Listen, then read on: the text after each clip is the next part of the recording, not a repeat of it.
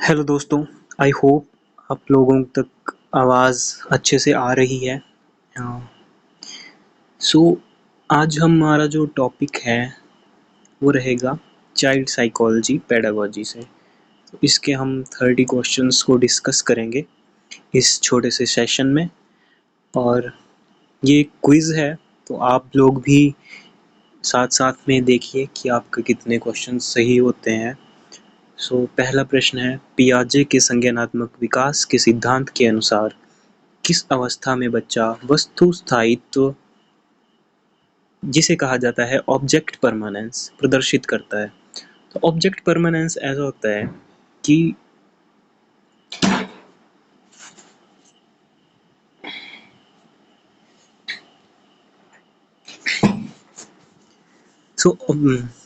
Actually mummy आ गए थे दूध देने। कंटिन्यू करते हैं। ऑब्जेक्ट परमानेंस में बच्चे को लगता है कि वस्तुएं तब भी मौजूद रहती हैं जब वो दिखाई नहीं देती, जैसे कि एक माँ है, वो अपने बच्चे को हंसा रही है अपना चेहरा छुपा के और उसको बाद में रिवील करके, ठीक है, जिसे हम कहते हैं चाँ। चाँ पहाड़ी में एक वर्ड होता है, ठीक है। सो वही ऑब्जेक्ट परमानेंस है। ये 2 वर्ष तक नहीं होती, 2 वर्ष के अंत में ऑब्जेक्ट परमानेंस बिल्ड होती है। उससे पहले अगर माता अपने चेहरा दुपट्टे से छुपा लेती थी तो बच्चा रोने लग जाता था, उसे लगता था कि वो अकेला हो गया है। धीरे धीरे 2 साल के अंत में ऑब्जेक्ट परमानेंस बिल्ड होती है बच्चे में। अब उसे पता है कि उसके साथ खेल खेला जा रहा है, वो हंसता है, वो दुखी नहीं होता उस अवस्था में। ये है पहली अवस्था जीन पियाजे की कॉग्निटिव डेवलपमेंट थ्योरी की, जिसे कहा भी जाता है सेंसरी डेवलपमेंट थ्योरी, ठीक है। संवेदी पेशी अवस्था, सेंसरी मोटर कंडीशन, ठीक है। नेक्स्ट है, लेव वाइगोट्स्की के अनुसार बच्चों का संज्ञानात्मक विकास किसके माध्यम से होता है? लेव वाइगोट्स्की की थ्योरी थी सोशल कल्चरल लर्निंग थ्योरी, ठीक है। उसमें उसने समाज के ऊपर सबसे ज़्यादा दबाव दिया है कि सोसाइटी में ही बच्चा सीखता है, एनवायरनमेंट से सीखता है।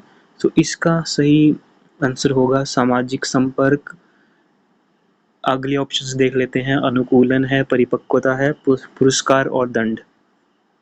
अनुकूलन की बात इसने नहीं की थी, मैच्योरिटी की बात लेवाइगोट्स्की नहीं करते हैं, और पुरस्कार और दंड की बात भी इन्होंने नहीं की थी। रिवॉर्ड और पनिशमेंट की बात जहाँ तक देखा जाए जिन थ्योरिस्ट ने की थी उनका नाम है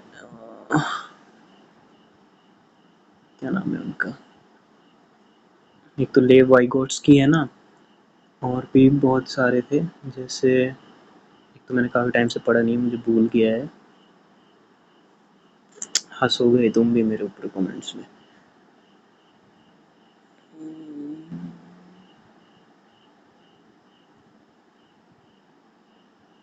हाँ, स्कीनर आ गया याद मुझे।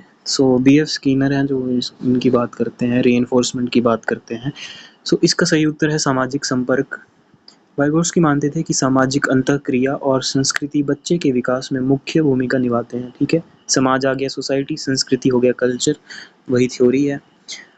अब क्वेश्चन नंबर 3 देखते हैं। कोहलबर्ग के नैतिक विकास के सिद्धांत में अच्छा लड़का अच्छी लड़की, good boy good girl girl अभिविन्यास किस स्तर के अंतर्गत आता है? ठीक है। लॉरेंस कोहलबर्ग थे, उन्होंने थ्योरी दी थी मॉरल डेवलपमेंट थ्योरी, ठीक है। उसमें 3 स्तर थे, 3 स्तर के आगे 2-2 और डिवाइड किए हुए थे। पहले था प्री कन्वेंशनल, फिर कन्वेंशनल, फिर पोस्ट कन्वेंशनल। कन्वेंशनल में एक चीज़ आती है जिसमें good boy good girl behaviour के बारे में बताया जाता है, जिसमें जो बच्चा है वो अपने डिसीजंस इस प्रकार से लेगा कि वो अपने पेरेंट्स, टीचर्स और इमीडिएट एनवायरनमेंट या फिर सोसाइटी में एक गुड बॉय, एक गुड गर्ल बन के रहे, उसे सभी अच्छा माने। इसका होगा पारंपरिक स्तर, जो है ऑप्शन बी। अब नेक्स्ट देखते हैं। क्वेश्चन नंबर 4 है समावेशी शिक्षा। इंक्लूसिव एजुकेशन का मूल दर्शन क्या है? सो जो इसकी मॉरल है, या हम कह सकते हैं फाउंडेशन, जो समावेशी शिक्षा है उसमें जो बिल्कुल फाउंडेशनल चीज़ है, सबसे इम्पोर्टेंट, वो क्या है? विशेष बच्चों के लिए अलग स्कूल, अलग नहीं करना है किसी को भी। ये वर्ड्स होते हैं, ये नेगेटिव वर्ड्स होते हैं। आपको किसी भी ऑप्शन में नेगेटिव वर्ड दिखे उसको सीधा ही बाहर कर दो। सभी बच्चों को एक ही स्कूल में शिक्षा, बच्चों को उनकी नियमों कमियों के आधार पर बांटना नहीं है किसी को भी, ठीक है? केवल प्रतिभाशाली बच्चों को ही पढ़ाना, केवल, ओनली, जहाँ भी आ गया ऑप्शन खल्लास करो उसको, ठीक है? ऑप्शन बी ही बचा हमारे पास फिर, ठीक है? क्वेश्चन नंबर 5 है, प्रगतिशील शिक्षा में शिक्षक की भूमिका क्या होती है? तो प्रोग्रेसिव एजुकेशन में जो NEP 2020, NCF 2023 में जिनकी बात की गई है, और आजकल जो ट्रेंड में है, प्रोग्रेसिव एजुकेशन ट्रेंड में आज है, पर जॉन डीवे ने इसकी बहुत पहले ही बात कर दी थी। उन्होंने प्रोग्रेसिव स्कूल्स बनाए थे, ठीक है? ऑप्शन ए है कठोर अनुशासन बनाए रखना, बी है केवल व्याख्यान देना, सी है सुविधा प्रदाता या मार्गदर्शक, डी है छात्रों को निष्क्रिय श्रोता बनाना, पैसिव लिसनर नहीं बनाने हैं छात्र। ऑप्शन बी है केवल, जहां ओनली आ गया ऑप्शन खत्म, पर आगे देखना जरूरी है कि उसके आगे क्या लिखा है। व्याख्यान देना कि सिर्फ डिमॉन्स्ट्रेशन एंड एक्सप्लेनिंग ही करनी है? नहीं। ऑप्शन ए है कठोर अनुशासन बनाए, नो नो, ऑप्शन सी ही होगा इसका, ठीक है? नेक्स्ट देखो, अधिगम विकार डिसलेक्सिया किससे संबंधित है? तो डिसलेक्सिया जो है, एक होता है डिसलेक्सिया, डिसग्राफिया होता है, एक डिसकैलकुलिया होता है, डिसअफेजिया होता है, और भी बहुत होते हैं, ठीक है? डिसलेक्सिया जो है वो है पढ़ने से रिलेटेड, लेखन, ग्राफिया, ग्राफिक्स या ग्राफ्स, सो आप उसको देख सकते हो, वो एक तरह से रिटन चीज़ है, ठीक है? गणितीय विकार डिसकैलकुलिया में आया, व्यवहार संबंधी विकार डिसअफेजिया में आया, पठन विकार, रीडिंग हैबिट्स इसमें। अब डिसलेक्सिया में क्या होगा, बच्चा बी को डी पढ़ लेगा, ए को ओ पढ़ देगा, कुछ भी हो सकता है, ठीक है? सो उसमें कैसे सिखाना होता है, आप उसको बी का कॉन्सेप्ट कैसे दे सकते हो? बी क्या होती है? BEE, एक मधुमक्खी। तो आप उसके मन में ऐसे इमेजेस बनाएं कि बी है, एक बी है, तो वो ऐसे उसको उससे रिलेट करके वो समझ पाएगा कि लेटर बी कैसे लिखना है। चलो वो तो आगे की बातें हैं। ऑप्शन 7 में देखते हैं, क्वेश्चन नंबर 7 सॉरी, थॉर्नडाइक के सीखने के किस नियम को प्रयास और त्रुटि का आधार माना जाता है? ठीक है, सो ये है अभ्यास का नियम। इसमें बारंबार ट्रायल एंड एरर।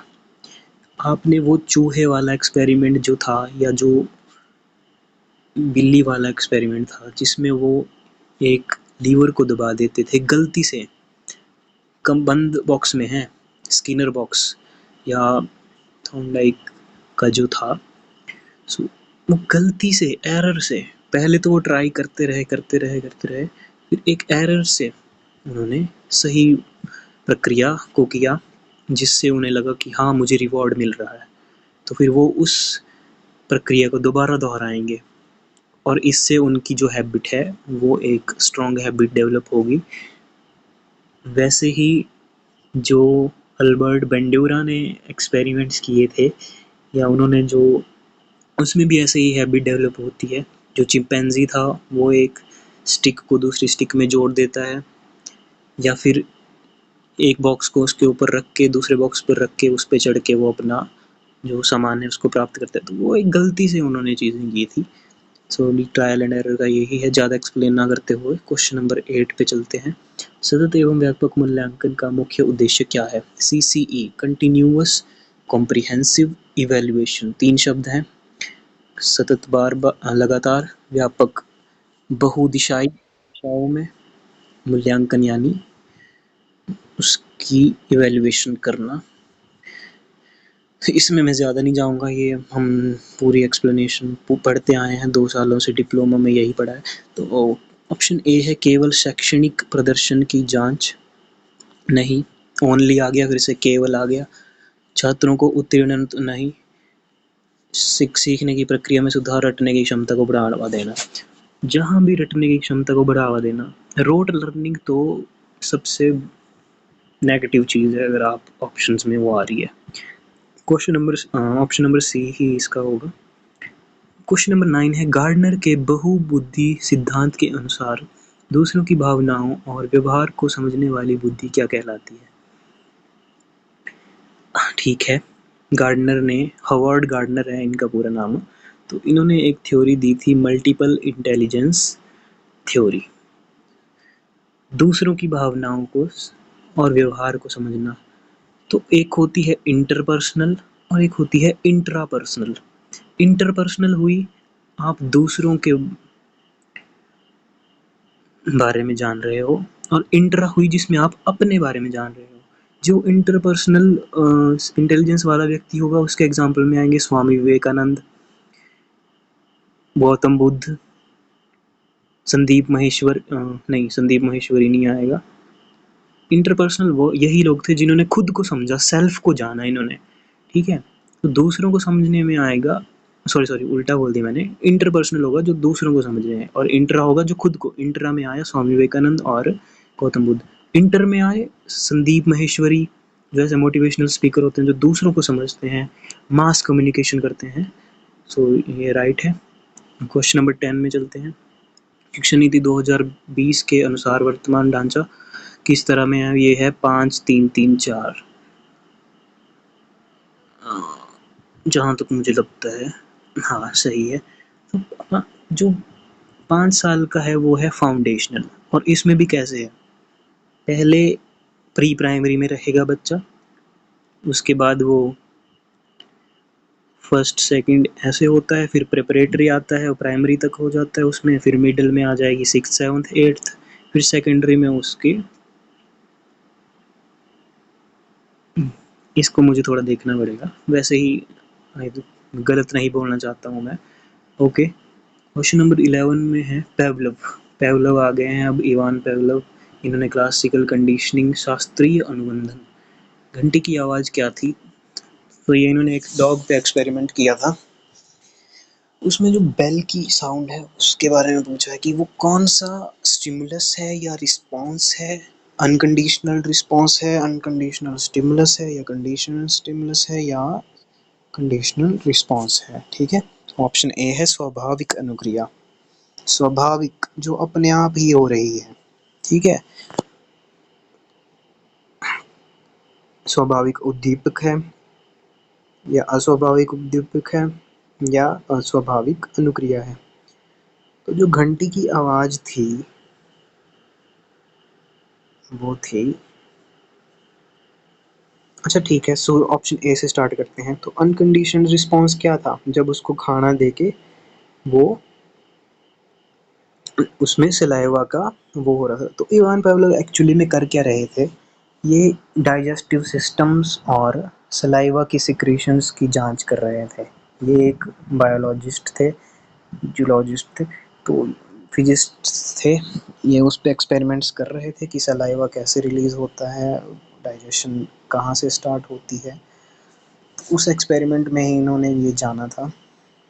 तो अनकंडीशनड रिस्पॉन्स हो गया, खाना देके डॉग के मुंह से लार निकलना, सलाइवा निकालना।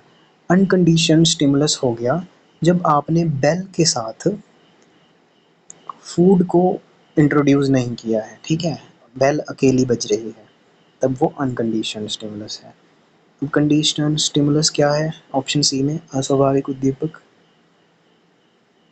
ये है जब आपने सिर्फ बेल की आवाज़ की और उसने बिना खाना देखे सिर्फ बेल की आवाज़ सुन के ही उसकी लार टपक गई, तो ऑप्शन सी राइट आंसर है। ठीक है, वैसे ही अस्वाभाविक अनुक्रिया, इसमें क्या हो जाता है, कंडीशनड रिस्पॉन्स। कंडीशनड रिस्पॉन्स होगा जब वो बेल की आवाज़ सुन के लार टपकेगी, उस लार के टपकने को कंडीशन रिस्पॉन्स कहेंगे। कंडीशन स्टिमुलस क्या है? सिर्फ बेल की आवाज़। ठीक है, क्वेश्चन नंबर 12 देखते हैं। शिक्षण की खेल विधि प्लेवे मेथड किस पर आधारित है? तो प्लेवे मेथड का जहाँ तक मुझे याद है इसका संबंध तो एक थ्योरी थी, थ्योरी थी या क्या था, हाँ किंडरगार्टन, किंडरगार्टन वगैरह, इस ये सब इसमें आते हैं प्लेड मेथड में। तो इस ये आधारित है शिक्षण के सिद्धांतों पर, ऑप्शन ए। ऑप्शन बी विकास और वृद्धि के मनोवैज्ञानिक सिद्धांतों पर। ऑप्शन सी समाज शास्त्रीय सिद्धांतों पर। ऑप्शन डी शारीरिक शिक्षा कार्यक्रमों पर।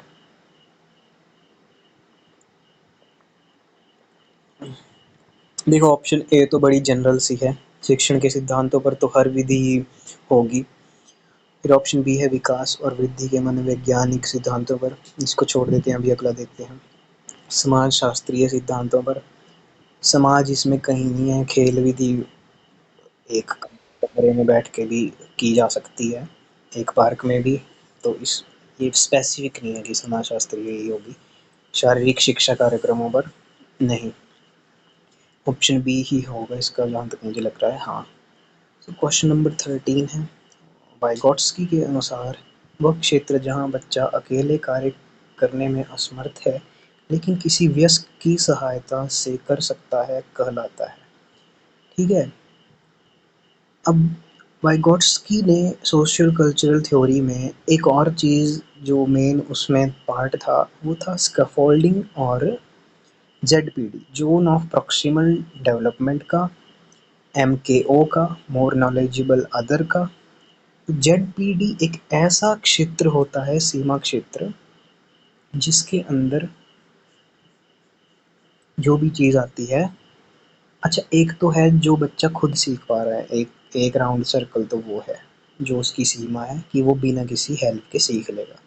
अब जेडपीडी वो घेरा है, वो दायरा है उसके सीखने की क्षमताओं का जिसमें उसे स्कैफोल्डिंग लगेगी। स्कैफोल्डिंग क्या है? एक स्कैफोल्ड स्कैफोल्डिंग एक ऐसी हेल्प है, टेम्परेरी हेल्प है, जो उसके लिए मोर नॉलेजेबल अदर, वो कौन होगा? जो उससे ज़्यादा नॉलेज रखता है, जो उसका टीचर है, उसका मेंटर है, पेरेंट है, स्कूल मेट है, स्कूल फ्रेंड है, या उससे छोटा है। एज इसमें मैटर नहीं करती, बस उसमें नॉलेज ज़्यादा होनी चाहिए। तो जेड पीढ़ी के अंदर अगर उसको स्कैफोल्डिंग मिल गई तो वो उसकी सहायता से उस प्रॉब्लम को सॉल्व कर लेगा, उस लर्निंग को अकम्प्लिश कर लेगा। ठीक है, अचीव कर। तो इसका आंसर ये जेड पीढ़ी ही होगा, किस भी उसकी सहायता से कर सकते कहलाता है। ठीक है, क्वेश्चन नंबर 14, आनुवंशिकता और वातावरण की भूमिका के बारे में कौन सा कथन सही है? आनुवंशिकता होती है हेरिडिटी और वातावरण है एनवायरनमेंट। तो इन दोनों की भूमिका यानी के बारे में कौन सा कथन सही है? तो इन दोनों के बारे में क्या सही है वो पूछा है। अब ऑप्शन ए बोल रही है केवल आनुवंशिकता विकास तय करती है, नहीं। ऑप्शन बी दोनों का योगात्मक नहीं, योगात्मक नहीं है, योग होता है प्लस, योगात्मक नहीं है, गुणात्मक है। ऑप्शन सी है केवल वातावरण विकास तय करता है। ऑप्शन डी है दोनों एक दूसरे को प्रभावित करते हैं।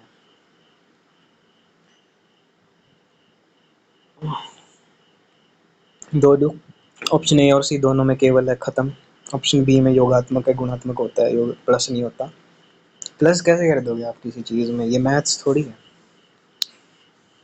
ठीक है, दोनों एक दूसरे को प्रभावित करते हैं, ये एक दूसरे के पूरक हैं एक तरह। डी ऑप्शन सही है। अब आया सृजनात्मकता मुख्य रूप से किससे संबंधित है? क्रिएटिविटी मुख्य रूप से किससे संबंधित है ये पूछा जा रहा है। अनुकरण, इमिटेशन, अनुकरण को इमिटेशन भी कहा जाता है। नहीं, क्रिएटिविटी में अगर आप इमिटेट कर दोगे तब तो फिर आप एआई हो। किसी आर्टिस्ट ने कोई बहुत ही क्रिएटिव आर्ट वर्क बनाया और वो आपने बिल्कुल इमिटेट करके वैसा ही बना दिया, तो आपने उसमें क्रिएटिव क्या था? फिर वो तो कॉपिंग हो गई। ठीक है, ऑप्शन बी मॉडलिंग, नहीं, मॉडलिंग भी बहुत हद तक एक इमिटेशन का ही बड़ा रूप है, जिसमें आप किसी को मॉडल की तरह देखते हो और उससे इमिटेट करके सीख रहे, नहीं ये भी नहीं है। अभिसारी चिंतन, कन्वर्जेंट थिंकिंग। अच्छा एक होता है, कौन लेंसेज होते हैं ना, एक होता है कनकेव, एक होता है कन्वेक्स, ठीक है। अब कन्वेक्स लेंस क्या करता है, लाइट को कन्वर्ज करता है, एक ही बिंदु पर ले आता है।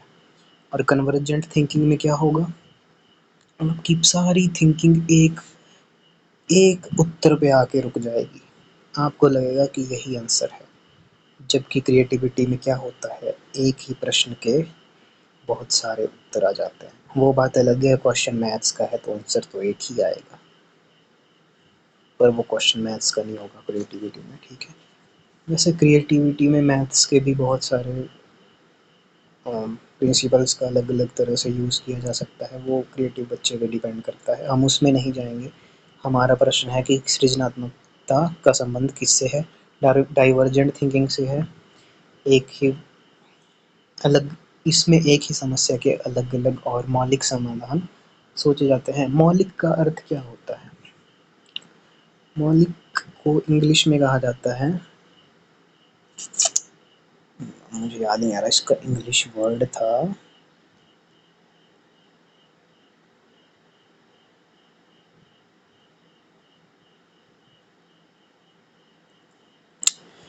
याद नहीं आ रहा।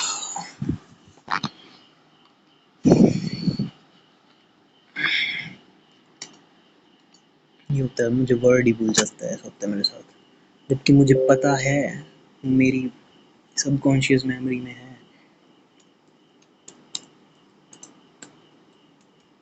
पर अब जब चाहिए तब याद नहीं आएगा।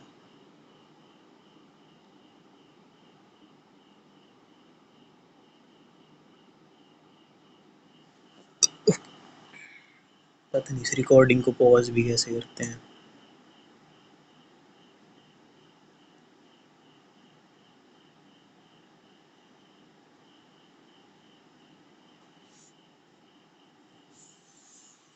या हम कह सकते हैं कि जो यूनिक है,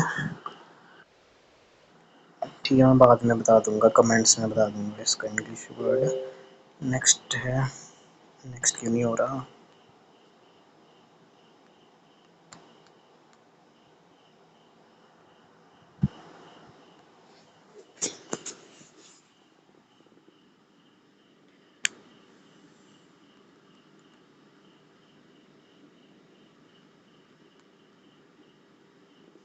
इस इंटरनेट को क्या हो गया, एक सेकंड में इसको ठीक करता हूँ।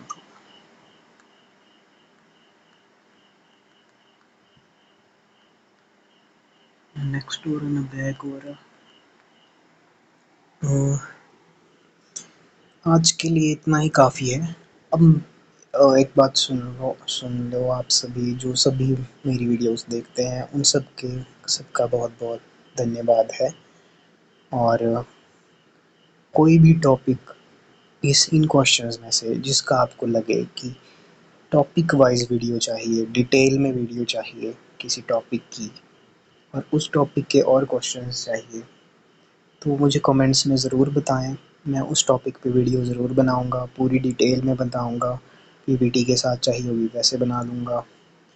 तो प्लीज़ बताइए जो टॉपिक आपका क्लियर नहीं है, हो सकता है इन क्वेश्चन में वो टॉपिक कवर ना हुआ हो, कोई आपको लगता है कि इस टॉपिक पे वीडियो चाहिए, एक्सप्लेनेशन चाहिए, और मेरा एक्सप्लेनेशन का तरीके में कुछ चेंज करना हो, तो वो सब आप बताइए।